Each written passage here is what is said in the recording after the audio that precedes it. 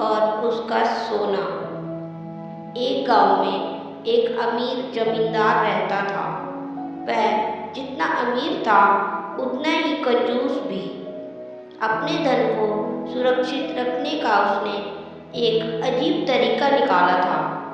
वह धन से सोना खरीदता और फिर उस सोने को गलाकर उसके गोले बनाकर अपने एक खेत में एक पेड़ के नीचे गड्ढा खोदकर डाल देता था।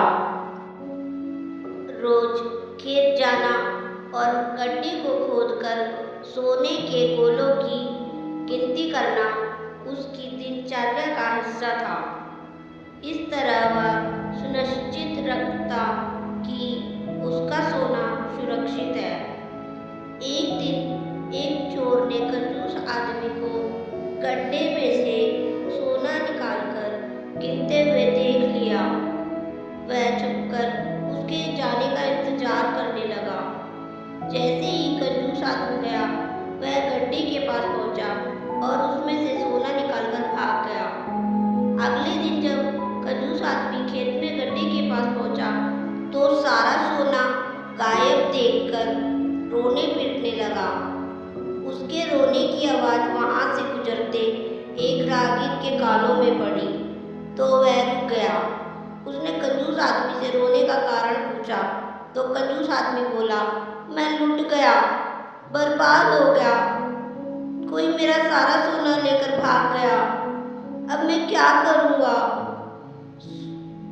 सोना? किसने चुराया? कब चुराया? राहगीर आश्चर्य में पड़ गया। पता नहीं, चोर ने कब इस गड्ढे में से सोना खोद कर निकाला और सारा सोना लेके 9-11 हो गया। मैं जब यहाँ पहुंचा तो सारा सोना गायब था। कंजूस आदमी बिलखते हुए बोला, गड्ढे में से सोना लेकर चला गया? तुम अपना सोना इस गड्ढे में क्यों रखते हो? अपने घर पर क्यों नहीं रखते? वहां जरूरत पड़ने पर तुम उसका आसानी से उपयोग कर सकते थे। राहगीर बोला, मैं अपने सोने को कभी हाथ नहीं लगाता।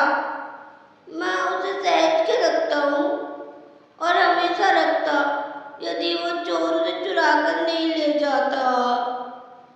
कंजूस आदमी बोला। यह बात सुनकर राहगीर ने जमीन से कुछ कंकड़ उठाए और उस कंकड़ को उस गड्ढे में डालकर बोला, यदि ऐसी बात है तो इन कंकड़ों को गड्ढे में डालकर गड्ढे को मिट्टी से ढक दो और कल्पना करो कि यही तुम्हारा सोना है, क्योंकि इनमें और तुम्हारे सोने में कोई अंतर नहीं है। ये सभी किसी काम के नहीं और तुम्हारा सोना भी किसी काम का नहीं था।